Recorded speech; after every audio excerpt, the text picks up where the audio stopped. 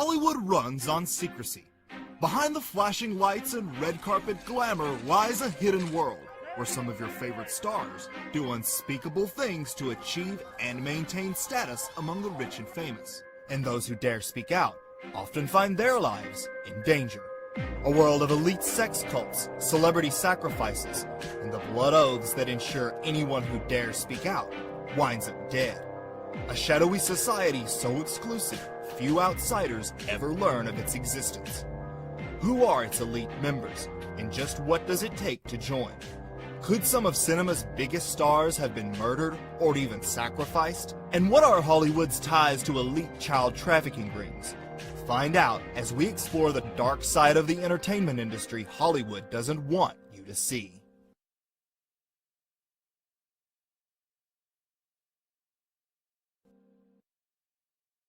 Celebrity fascination has permeated conspiracy culture to such a degree that many now think of what is called the Illuminati as some celebrity club. In reality, celebrities are nothing more than well-kept puppets of the elite establishment, barking like a dog upon command to distract the general public. Similar to the bread and circuses of ancient Rome, entertainment creates a valuable distraction for the increasing problems facing today's society. Movies and television serve as a powerful means of shaping culture and ideas. So it should come as no surprise that government and the elite would seek control over such a compelling means of mass manipulation. Since its infancy, Hollywood has essentially served as a propaganda outlet for the military, government, and ruling elite. Donald Duck was even used to promote paying taxes and the sale of war bonds during World War II. The most overt form of control exerted over Hollywood producers is military script approval. Movies often require the use of military-owned vehicles and equipment. In order to use such items, producers must submit their script to a set of military liaison officers who read and require changes. You'll find notes written throughout here. I'll take an email and I'll do up all the pages that I have problems or questions about and just enumerate those for the producer. And then I email them to the producer and to the Pentagon, our boss up at the Pentagon, so he knows what we're doing and what concerns we have. Even the G.I. Joe cartoon had military consultants, ensuring its young audience had a favorable view of the military. The CIA also requires similar script approval. Besides making billions of dollars worldwide for studios and distributors, movies project perceptions and ideas into the mass subconscious. CIA is primarily interested in Hollywood because Hollywood is one of the principal means through which the establishment in the United States is able to shape public opinion. And the CIA's role is in shaping that narrative and in projecting it into Hollywood and into the public consciousness. They also use Hollywood to demonize and to create enemies where there are no enemies. In reality, the nexus of intelligence agencies, secret societies, and the entertainment industry is a tale more lurid than Hollywood's best screenwriters could ever produce. Are there many actors in Hollywood who also moonlight as agents, do you think? I think there are probably quite a few, yes. I think probably Hollywood is full of CIA agents, and we just don't know it. And I wouldn't be surprised at all to discover that, this was extremely common. Years ago, a peaceful orange grove lay through the sun of Southern California. Today, that orange grove is Hollywood, city of dreams for boys and girls all over the world. Desperation. The town runs on it, feeds off it. It is the thick black crude that keeps the Hollywood dream machine running smoothly. Hollywood has no shortage of ambitious newcomers desperate for a mere whiff of fame. Most know about the notorious casting couch, but what few realize is how institutionalized the practice has become within the entertainment industry. I found when I was a 16-year-old, fresh from boarding school, going out into, on the casting couch, I was definitely objectified to an extreme. The kinds of roles and the kinds of things I was expected to do in auditions. I mean, there was one horrific incident where I went back for a second audition and the director asked me to sit with my legs apart. The camera was right between, positioned where it could see up my skirt, to put my leg over the arm of the chair and before I started my dialogue, think about the character that I was supposed to be having the dialogue with and how it felt to be made love to by this person. And I was thinking, this is so strange. Why would I need to do that? But this is the director. He is talking, you know, there's the casting director. It must be normal. It must be normal. I'm 18 years old, you know, and I'm thinking this is obviously something that I was in a protected, you know, there were boundaries.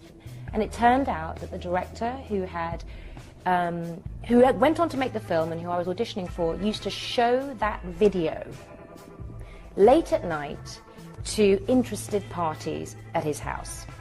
A video of me touching myself with a camera up So my you were skirt. abused, but at the time it didn't feel like it. And that was in a professional environment. Casting directors, agents, or producers often make it clear that actors who want the role not only must make themselves available to sleep with that particular power player, but also their network of powerful friends as well. The first thing they're going to do is break you. Nobody in Hollywood gets a pass. If you want to go in Hollywood, it's just not going to one guy get you. They're going to pass you around. All of them. Because it's from one, it escalates from one step to the other. It's 1, 2, I don't give a damn. It's never over. Every time you do something, it's not like, okay, it's done. You did it the first time. Now what you want to do, the sky's the limit. Nah. They take you back to that room and do it all over again. Many modeling and talent agencies are also prostitution operations. They may get their clients actual work, but they are expected to take on escort gigs as well. Models routinely are shipped to Abu Dhabi, Bahrain, the United Arab Emirates, who will go on a weekend to make 6 figures for turning a trick with some Middle Eastern royalty and come back on a Monday flush with cash. And this goes on every week, every day, every month of the year. Many celebrities are still available for hire if you have enough money and the right connections. There's a lot of international wealthy businessmen who can pay the price to fly an actress or a well-known celebrity actress model to wherever he lives, whatever country. Maybe they didn't have a hit film in a few years, but they're still, you know, sexy with an international businessman who says, hey, I want you to come out and visit me in my castle. The escort track is how many aspiring entertainers and models find themselves at the mansion parties and secret underground clubs where they are groomed for initiation into powerful secret orders, after which their career skyrockets. But Cat Williams was correct when he said those mansion parties, and y'all don't understand what go on with that shit, man. Cat Williams said they was letting him in, and the stuff that he was seeing was blowing his mind. They be having these big-ass mansion parties, and the mansion party, the whole mansion is a party, and then it's a separate party in the little rooms. I ain't been famous that goddamn long. I'm excited than a motherfucker to be at the mansion party. You be looking at all the goddamn rooms, and you fuck around and look in the wrong room and shit. I went to one time, I've seen really bad. They actually kill people there and stuff. They pay like up to like 100,000 people to see people get executed. I'm not kidding, but I went to another one where literally I saw like the grossest. I wanted to throw up. But once inside, they enter a world so vile and fraught with danger, it's no wonder many must remain constantly doped up. Inside are levels of secret societies and Luciferian rulers who wield ultimate power over those who dare enter their elite network. With each level comes increased fame, wealth, and status, but as the rewards get bigger, so does the cost, and once you're in, there's no turning back. Given Hollywood movies' role in ensuring the elite's continued control, it should come as no surprise that entertainers are viewed as valuable commodities, and the bigger the star, the more value and power they achieve. But like all commodities, they too are controlled by the elite cabal. But what methods of control do the elite puppet masters use? And what happens when celebrities get out of line? November 19th, Sacramento, California. A packed stadium roars as one of the top headliners takes stage. But soon it would become apparent this would be no typical Kanye West concert.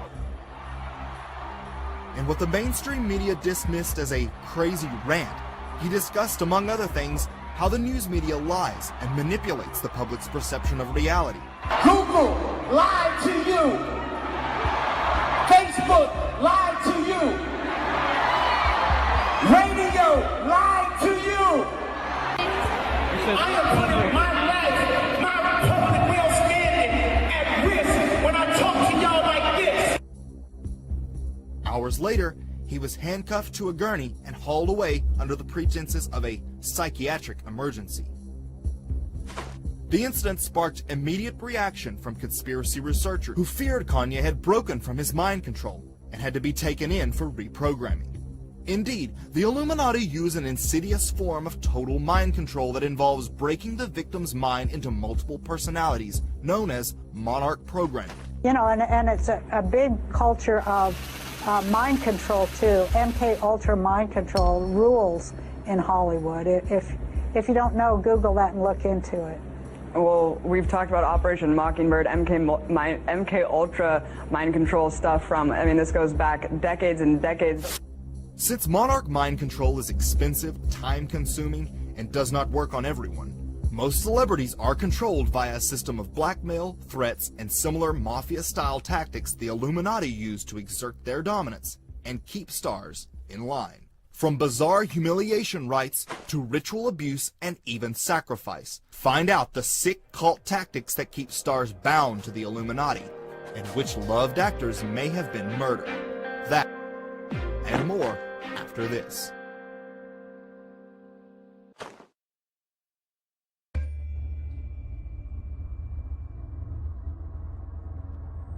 Celebrities are subjected to the same types of cult control and brainwashing as the rest of the secret society initiates. The first level of deterrence most experienced is simply the threat of not working. The entire industry is ran by 6 major studios.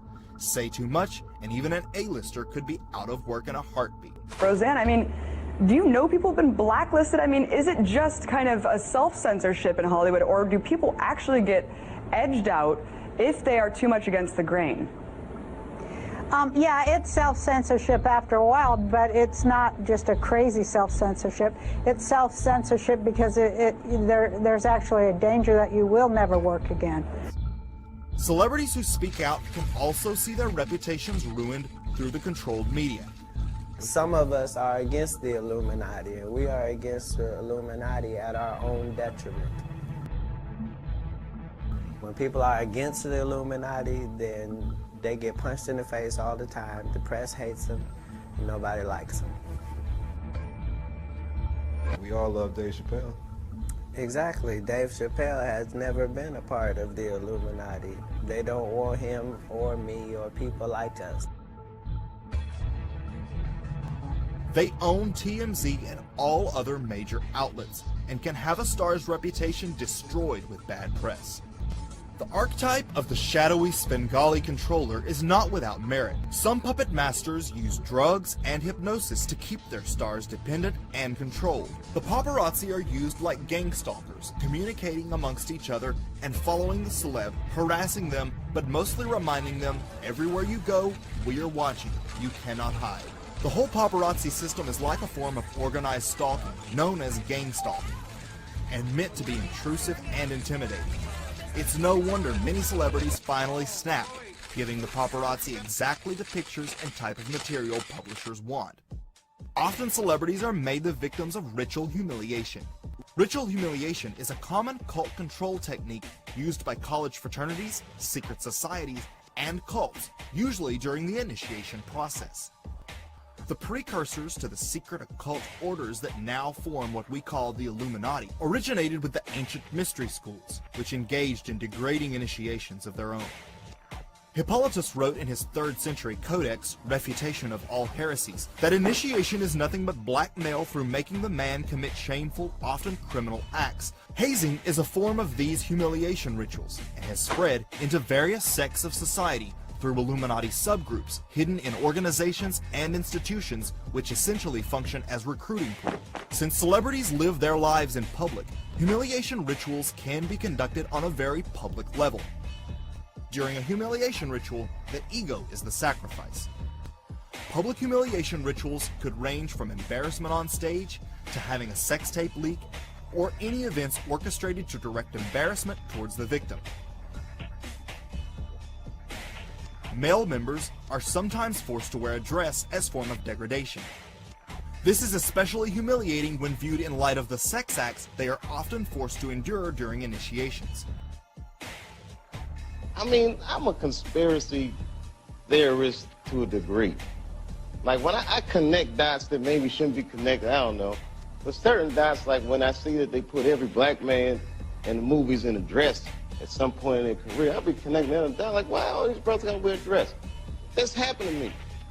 I'm doing a movie with Martin. Yeah. The movie's going good. So I walk in the trailer. I'm like, man, this must be the wrong trailer because there's a dress in here. They come in. The writer comes in. I think he's the writer. He's like, Dave, listen, we got this hilarious scene where Martin's sneaking out of jail. So he disguises you as a prostitute. And he put this dress on. And, what? The prostitute? Nah, I'm not doing that. I don't feel comfortable with that. That should have been in the discussion. What? You don't feel comfortable with it? I mean, it's a hilarious bit. All the greats have done it. So, well, if all the greats have done it, it's kind of hacky, right? You're a writer. So why don't we just not do it? Because I don't feel comfortable wearing a dress. Oh, come on, Dave. Listen, we got it all set up. We're supposed to shoot. Every minute you waste costs this much money. You know, the pressure comes in. Listen, I'm not wearing no dress, man. I'm funnier than a dress. Just give me something funny to say. I don't need to wear no dress to be funny. Am I Milton Berle? You know, we're going like this. And then finally he's like, and he leaves. And then, like, the director comes, Dave, it really would be great if you wear the dress. Wear the dress? I don't want to wear the dress. I want to wear this dress.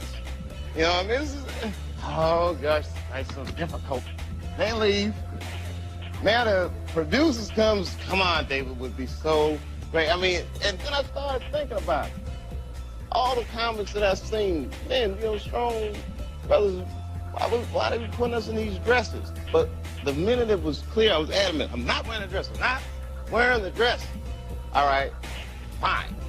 Think of something else. Guy comes back 10 minutes later, the whole new scene. Hot damn, how did you write the scene so fast? You know, it's like, so you gotta take a sting. Private humiliation rituals also take place in which initiates are made to eat horribly disgusting things, which is often filmed by the cult. Typically, all initiates, including celebrities, must also engage in gross and demented acts. And then when you get in, it's rituals. Drinking blood, eating poop and drinking urine. Anything that we would think is totally inhuman, abominable, then that's what you must do. If you want to be a celebrity in Hollywood, then your attendance at these parties is going to be mandatory. Because if you want the movie roles coming in, then you've got to keep doing the rituals. You stop going to the meetings and you stop going to rituals, you start slowly losing everything that you had built up. And they don't complain. They get beyond that stage. They don't complain, they do it. I mean, can you imagine? I mean, what do? You go to an underground Hollywood club, a super secret Satanist club. Do they serve feces on toothpicks? These people are nasty. These rituals are most likely filmed for sick pleasure and blackmail purposes. Most disturbingly, celebrities can be physically harmed or even murdered if they go against the cabal. Sadly, some entertainers are simply worth more dead, as albums and movies become more popular after an artist's death. And how did you feel when you heard that Sony, I think it was back in the UK, had jacked the prices up of Whitney's album? It reminds me... Within an hour or so of her dying. Yeah, that reminds me of the time I had a manager once that said to me, you know, you're worth more money dead than alive.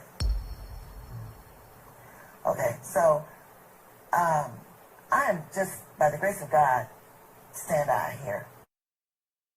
In 2010, Randy Quaid and his wife Edie fled to Canada claiming they were refugees and that they were targets of an assassination plot perpetrated by what they call star whackers. We believe there to be a malignant tumor of star whackers in Hollywood. How many people do you know personally who have died suddenly and mysteriously in the past 5 years? I have personally known 8 actors, all of whom I have worked with and was close to. Heath Ledger, Chris Penn, David Carradine among them. I believe these actors were whacked, and I believe that many others are being played to get at their money. But could there be any truth to these allegations? Could Hollywood's secret societies have been responsible for the death of some of America's best-loved stars? August 5th, 1962. Newspaper headlines across the United States and Europe announced the death of one of the most legendary movie stars of all time. One of the most famous stars in Hollywood history is dead at 36. Physician hurriedly summoned, broke a bedroom window, found the actress dead in bed, holding in his... But actress Marilyn Monroe's tragic death would prove to be as mysterious as it was unexpected. She had been having an affair with the current president at the time, John F. Kennedy, and his brother, Bobby, the Attorney General, and she was threatening to make the entire sordid affair public. She said, I'm going to blow the lid off of this whole damned thing. And I asked her what she meant by that. And she said, my involvement with the Kennedys, it goes much deeper than what most people think. Monroe supposedly died of a suicidal drug overdose, meaning she willingly swallowed a handful of pills. However, no pill capsules were in her system, and there was no glass to drink from in the room. Dr. Greenson, he pointed out to me that on a nightstand by her bed, there was about 8 prescription bottles. It had contained various kinds of prescription drugs. And he goes like this. She must have taken all of these. And he directs my attention to these. And I walk over and I stick my head over and I look down and they're all empty. And we look for a glass that she could have used to swallow these pills, and there was no glass in that room. Here is a girl that had trouble taking an aspirin without a glass of water. And I have never seen her go and take pills or capsules without some type of a liquid. It was with her, she always said, I can't take something unless I've got something to drink it down with. One could never take that many Nembutal without water. The tablets themselves would choke the patient and be so dry and sticky in his mouth he couldn't tolerate it. And without water being present, I don't see how she could have gotten them down. And obviously she didn't get them down because they were never found in her stomach. Marilyn Monroe did not commit suicide. She was murdered.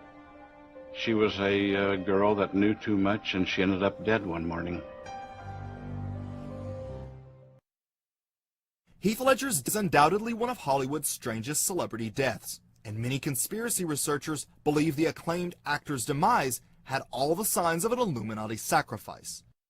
Kill me. Fresh off filming his most iconic role as Batman's Joker in The Dark Knight, Ledger was found unresponsive in his bed by a masseuse whose first call was not 911, not the police, but none other than Mary-Kate Olsen. Olsen promptly dispatched her private security team to the room, who actually made it to the scene before paramedics. One can only speculate what bodyguards were supposed to do about a lifeless man, but theorists suggest they were there to clean up certain evidence from the scene. If she suspected this was a life and death situation, why is she calling Mary-Kate first? But then the thing that is really damning here and suspicious, if you want to go to the darkest place of all, which is why did Mary-Kate then call her bodyguards and send them to the scene of the death?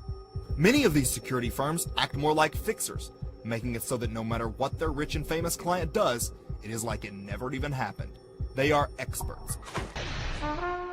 Hollywood fixers go back to the golden age. These are shady gumshoe types, not unlike myself, who know how to assess a situation when there's a problem, when irreparable damage can be caused to the celebrity who's involved in something shady, and these are the guys who make the problems go away, hence the name fixers. Mary-Kate demanded immunity before she would explain her involvement in the situation. Weekly. All right, Lisa, legally, what is this lawyer doing? Why demand immunity? Well, let's call it what it is. It's suspicious. You only ask for immunity if you have something to hide, right? Some conspiracy researchers believe the actor's death could have been part of some kind of sacrifice. Those who do point not only to the strange imagery found in the movie he was working on at the time of his death, which featured Masonic symbolism and even a noose around his neck. Could Ledger's death have been part of a ritual sacrifice? While shocking to some, such an act would not be without precedent in Hollywood.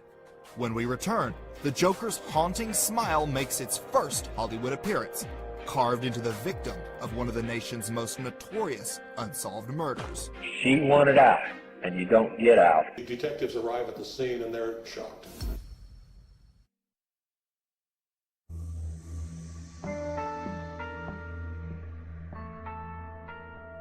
It is one of the most infamous and grisly murders of all time. January 15th, 1947, the body of an aspiring young actress was found next to the sidewalk on a vacant lot. The detectives arrive at the scene and these are veteran homicide detectives who've seen it all and they're shocked. They've never seen quite anything as horrific as this. It's a nude body of a young woman, carefully posed, not dumped, but carefully posed and positioned just off the sidewalk. Dubbed the Black Dahlia by the press, her body was mutilated and carefully posed like a mannequin in some sort of sick, surrealist art fashion. There are a number of photographs that his close friend Man Ray had made. One was called the Minotaur, which was a woman's body cut in half, posed with her hands over her head in a certain position like this. And the Minotaur, of course, was the beast, the monster from the labyrinth who devoured maidens. But the most unsettling details were never fully published. Carved into her face was the same iconic and disturbingly wide Joker grin, now popularized by A Dark Knight.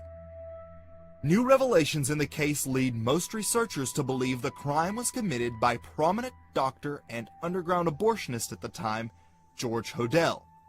Hodel's son, an LA homicide detective himself, confirms his father was the killer based on personal evidence and the case file. Come up with the fact that my father, Dr. George Hill Hodel, was the killer. The police at the time suppressed a full investigation into Hodel. But why? Could there be a wider conspiracy beyond just a lone psychotic? George Hodel's daughter, Tamar Hodel, accused her father of incest, mind control, underage orgies, and Luciferian philosophies. Basically, Dad's arrested and has a trial, 3-week trial. The jury comes back with a kind of a 45-minute OJ verdict and said not guilty. And this is despite the fact that we had 3 adult witnesses present in the bedroom during the acts, actually participated, involved in it. Many researchers now believe Hodel was working in tandem with a secret group of wealthy and powerful elites. Of course, Mom's connections, because she was married so long to John Huston, a lot of film people. Mom was a screenwriter, so lots of movie people were friends with my father, and he had all kinds of connections in the Hollywood filmdom as well as all over, power politics. In his book, Weird Scenes Inside the Canyon, researcher Dave McGowan concludes that the Black Dahlia was recruited as a ritualistic sacrifice by members of an elite cult engaged in satanic practices. But Hollywood's macabre history of ritual murder doesn't end there. 1 year after completing his eerily prophetic film Rosemary's Baby, Roman Polanski's pregnant wife, the actress Sharon Tate, is found slain in a gruesome murder done at the hands of Charles Manson's demonic family. Could Tate's murder have been part of some type of sacrifice? The testimony of Illuminati occultist and whistleblower John Todd supports those allegations. They were rolled up. They were a contract. He was paid to do it. Tate was breaking away. Her husband knew about it. Her husband went over to establish an alibi in Europe. The money came down. $50,000 came down from Toronto to New Orleans, and poor Manson only got $2,000 of it by the time it went through all the sticky fingers. But that's what the Tate killings were about. The others just happened to be there. She wanted out, and you don't get out. And her mistake was she was having a baby, and she didn't want the baby raised up in it, and she wanted out. Her baby was what she cared about, and that's the information that I have on it. I belong to the New Orleans branch, and he was called a field disciple or an evangelist from the New Orleans branch of the process. Tate's face was also slashed, forming a smile similar to that found on the Black Dahlia.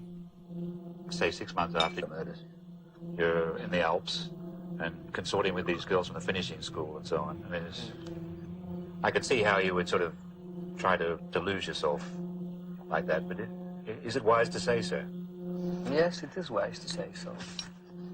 Why not? Why wouldn't it be wise to say so? That's the way it was. That's the way it is, you know. I mean, just different people have different way of seeing life and relationships. The history of ritual sacrifice among Hollywood establishment has led some researchers to speculate that certain levels require a blood sacrifice from their initiates. You want to operate in that $20 million club and higher, $100 million club where these brothers are operating in? Oh, you got to pay the price. You got to bond yourself to these people forever.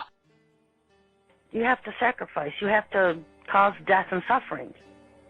And when you cause death and suffering, it's accredited to you, and that's more power that you get.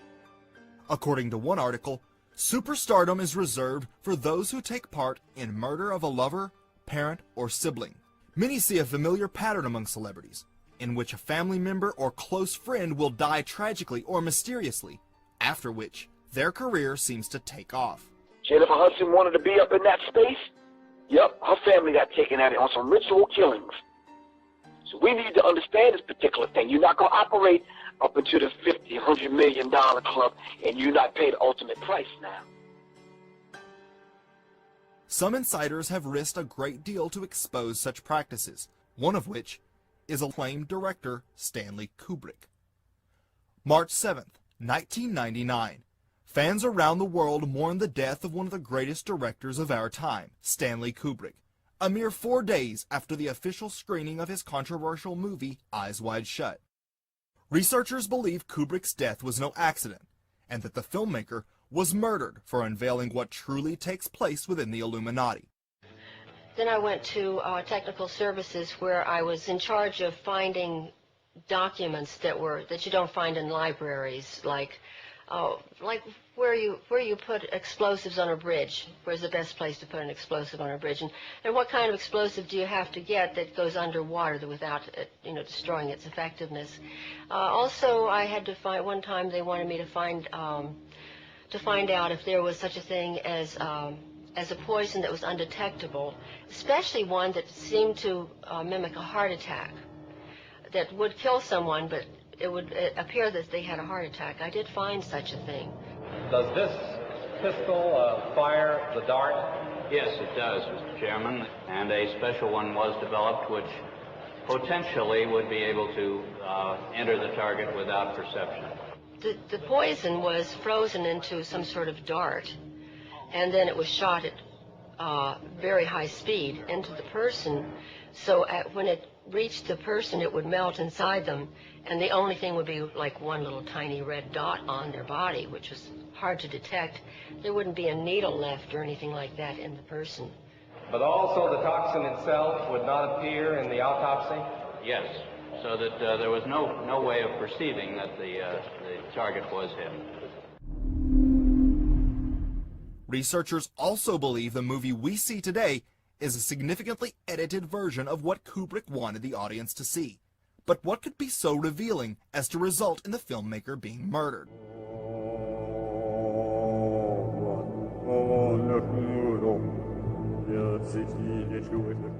The film depicted a New York doctor played by Tom Cruise, who infiltrates an elite mansion party where he finds masked orgies and what appears to be high-level sex slaves, all culminating in a human sacrifice.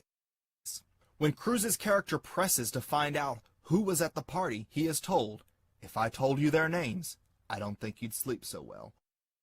What made the film particularly dangerous to the elite was not so much its portrayal of powerful men having kinky sex, but the fact that it alluded to the much darker, ritualistic sex magic and sacrifice motivating this behavior. Whether or not Kubrick was murdered for his dramatic expose, ritualistic sexual exploitation and human sacrifice is certainly a recurring theme among the higher echelons of Hollywood's elite. With all its bizarre activity and lurid scandals, the fact that Hollywood has a dark side should come as little surprise to most. However, its occult underbelly is still lesser known.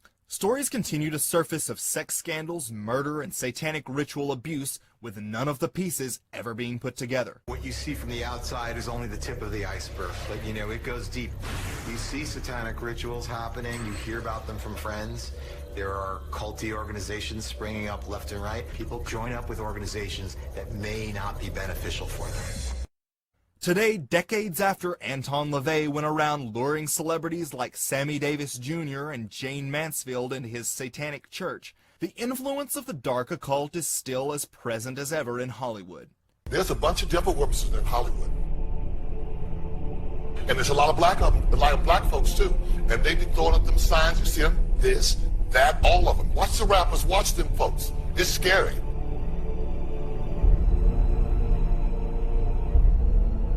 Well, what is this? Oh, the devil, the goat, be careful.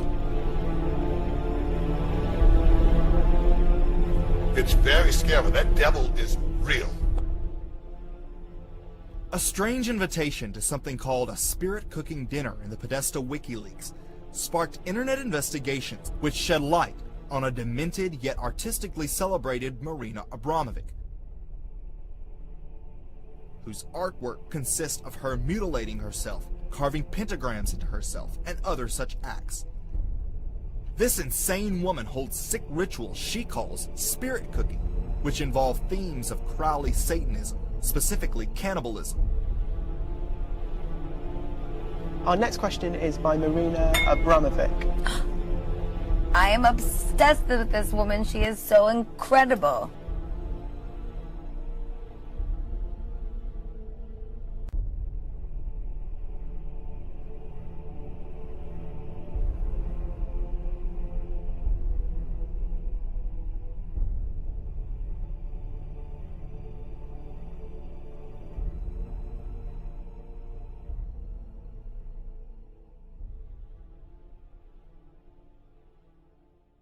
What's on the menu? Well, it likely depends on whether the event is public or private. Marina herself admits that when done in a private setting, it is in fact a spiritual invocation. Also revealed was her adoration among Hollywood power brokers and A-listers, such as Lady Gaga, of course, Jay-Z, Pamela Anderson, Hugh Jackman, Will Ferrell, Gwen Stefani, and Kim Kardashian. She holds events simulating cannibalism in which her elite guests are charged upwards of $20,000 to partake in the cutting and eating of cakes designed to look like real human bodies with real people's heads on top. Are they really paying $20,000 for a weird cake party, or could there be a more private gathering afterwards? At an event attended by Lady Gaga and Hugh Jackman, the cannibalism was less symbolic. A-list attendees equipped with spoons scraped syrup from a naked woman's body. The naked person's natural oils and dead skin cells are scraped off and trapped in the syrup, which they then eat. This reflects the Gnostic philosophy of doing something such as cannibalism on a minor level before actually doing it in full.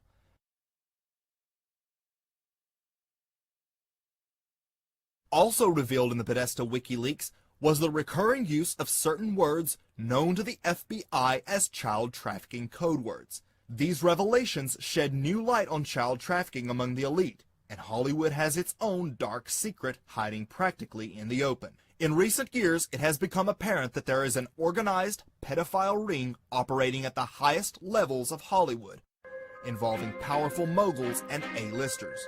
The people that did this to both me and Corey that are still working, they're still out there, and they're some of the richest, most powerful people in this business. When we return, the disturbing underbelly Hollywood doesn't want you to see. What's the big secret? Oh, Nicole Kidman, his daughter, had her arms crossed, and she was leaning against a wall and sneering at me.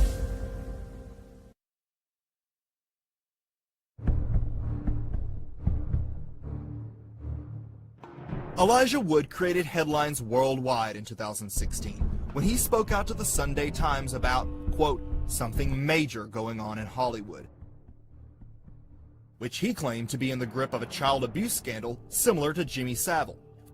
Savile was England's most prolific sexual predator, preying on children, the elderly, and even the dead. But it was Wood's final comments on the matter that alluded to even darker aspects. It was all organized. There's a darkness in the underbelly, he continued ominously. If you can imagine it, it's probably happened.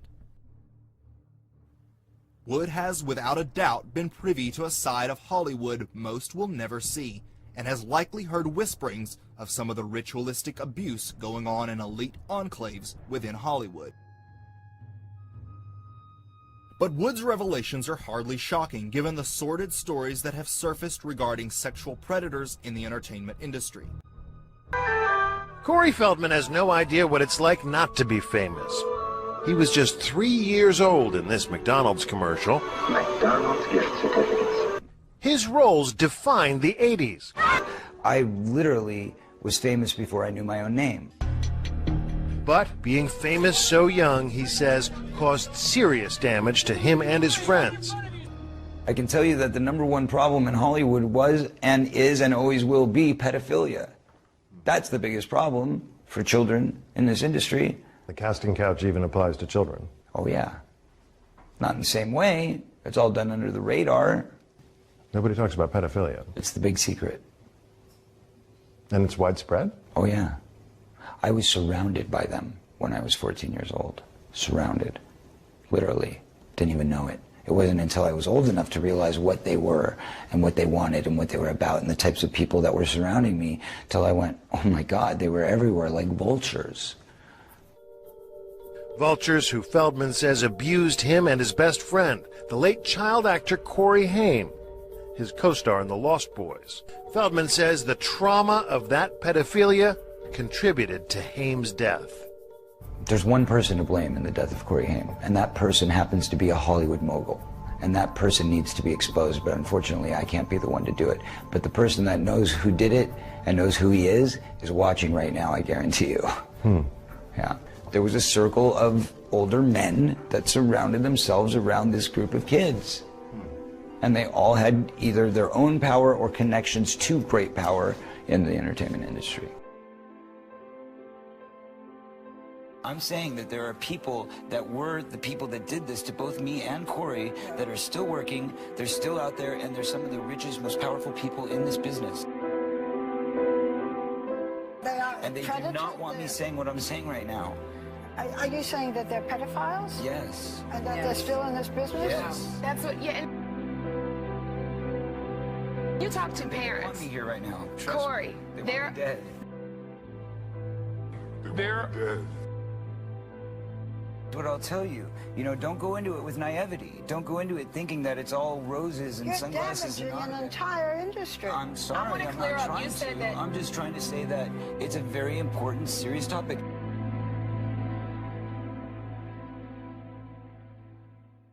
When looking at the history of child sexual abuse in Hollywood, you see a systemic cover-up reminiscent of the Catholic Church scandal.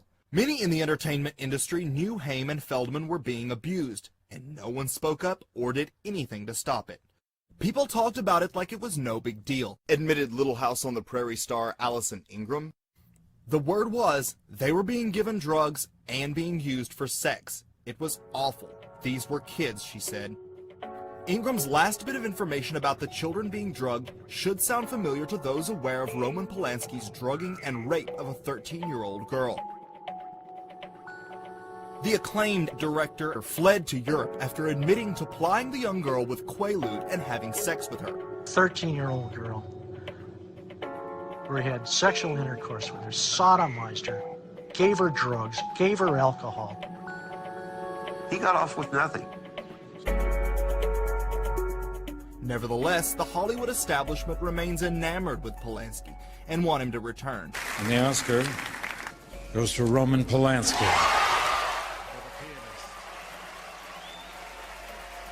Literally hundreds of famous actors, directors, and other entertainment royalty have petitioned for the dropping of charges against Polanski.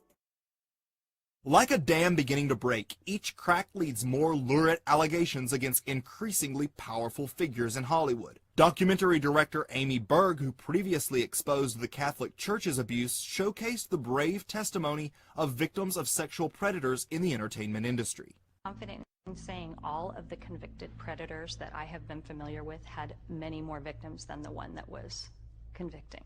We're absolutely talking about the tip of an iceberg.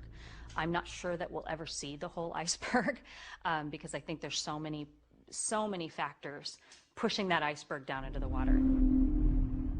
The writer and director of the Jeepers Creepers franchise, Victor Salva, is a convicted pedophile who admitted to child rape and procuring a child for pornography. Hollywood power broker Francis Ford Coppola discovered and helped establish Salva. Coppola sponsored his first feature film, Clown House, which was partly filmed at Coppola's estate. This movie served as a front for the production of child porn, featuring the 12-year-old actor using the same exact cameras being used to film the movie. He only served 15 months in prison before he was back out and within a few years directing a movie for a subsidiary of Disney. A new Jeepers Creepers movie is set to be released in 2017, and Salva will walk the red carpet at the premiere more praised than ever. But Salva's production of child porn hints at a deeper level of exploitation on a grander scale.